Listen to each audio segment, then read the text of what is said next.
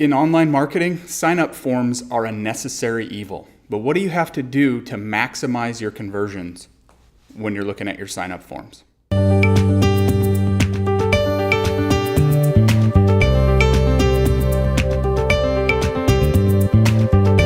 Hi, Justin Christensen here, the co-founder and president of Conversion Fanatics and the #1 best-selling author of Conversion Fanatic, How to Double Your Customer Sales and Profits with A/B Testing. And today we're going to talk about sign-up forms.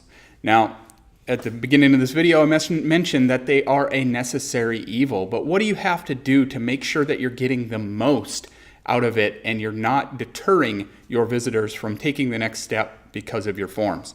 Well, the first thing you're going to want to do is limit your form fields.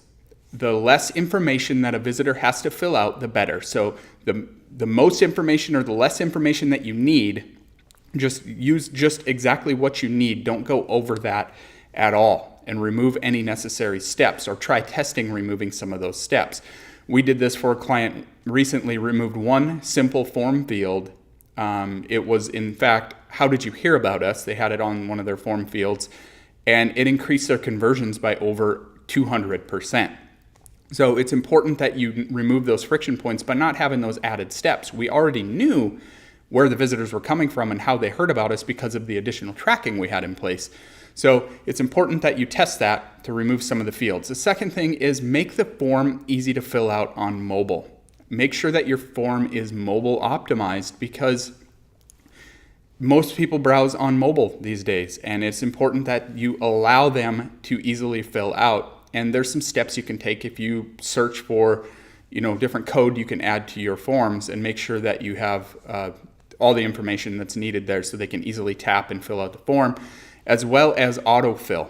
Many people have it saved, because of their mobile devices or on their computer, myself included, where you can automatically fill out a form by just entering a little bit of information instead of a lot. If you're using a checkout form, make sure, again, you're limiting the number of steps in there, and don't expand both shipping and billing. Just allow them to fill out their billing information and then say, I would like to ship to a different address, and include a checkbox in there. So it's just really looking at removing the friction points from your sign-up form and pushing the visitors down to the next step, and removing some of the steps in the process. If you have a form to fill out to create an account, and then you have a checkout form, and then you have additional forms on the back end, or maybe you have a lead form. It's important that you test all of those fields to remove all of those additional steps that are needed, because additional steps cause friction. So a little bit about if you've got any sign-up forms on your site, which if you're driving any traffic, you should, is make sure that you limit the number of steps to the necessary ones that you need to make sure that you're getting the transaction.